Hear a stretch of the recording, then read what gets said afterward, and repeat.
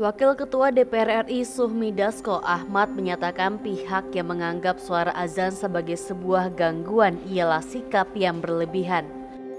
Pernyataan Ketua Harian DPP Partai Gerindra itu merespon polemik Menteri Agama Yakut Kholil Kaumas yang diduga membandingkan suara azan dan gonggongan anjing terkait aturan baru penggunaan toa atau speaker di masjid atau musola. Menurutnya, suara azan yang indah dan bermakna merupakan sebuah budaya di Indonesia dan tidak bisa disamakan dengan suara lainnya, apalagi dianggap sebagai suara yang mengganggu. Bahkan lanjutnya, suara azan yang mengingatkan dan memanggil umat muslim untuk melaksanakan ibadah sholat dapat dikategorikan sebagai kearifan dan cagar budaya dalam hidup bertoleransi antar umat beragama di Indonesia. Atas dasar itu, Dasko pun mengajak semua pihak untuk memaknai toleransi dengan baik. Menteri Agama Yakut Kholil Kaumas saat diwawancara media di Pekanbaru Riau sempat meminta agar volume suara toa masjid dan musola diatur maksimal 100 desibel.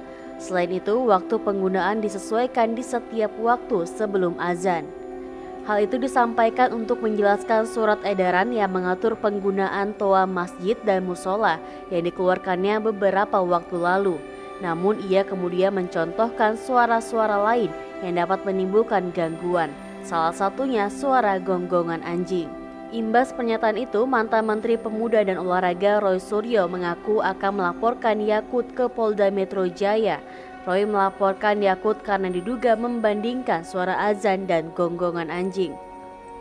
Sekarang ini Pak, seperti apa Soal aturan azan sekarang? Oh iya itu kemarin kita sudah terbitkan surat edaran pengaturan. Kita tidak melarang masjid, musola menggunakan toa, tidak. Silahkan, karena kita tahu itu bagian dari syiar agama Islam, ya. Tetapi ini harus diatur tentu saja. Diatur bagaimana volume speakernya gitu, toanya itu nggak boleh kenceng-kenceng, 100 desibel maksimal. Diatur bagaimana kapan mereka bisa mulai menggunakan speaker itu sebelum adzan dan setelah adzan, bagaimana menggunakan speaker di dalam dan seterusnya. Tidak ada pelarangan.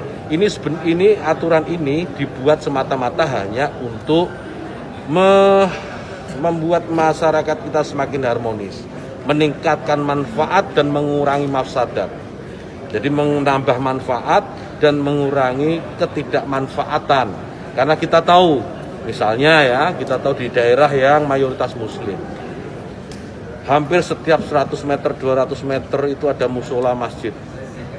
Ya, bayangkan kalau kemudian dalam waktu yang bersamaan mereka semua menyalakan toanya di atas, kayak apa? Itu bukan lagi syiar, tapi menjadi gangguan buat sekitarnya. Kita bayangkan lagi, kita ini muslim, saya ini muslim, saya hidup di lingkungan non muslim, ya. Kemudian rumah ibadah saudara-saudara kita non muslim itu bunyikan toa sehari 5 kali dengan kenceng-kenceng secara bersamaan, itu rasanya bagaimana? Yang paling sederhana lagi, tetangga kita ini kalau kita hidup dalam satu komplek itu misalnya, kiri kanan depan belakang pelihara anjing semua. Misalnya menggonggong dalam waktu yang bersamaan, kita ini terganggu enggak?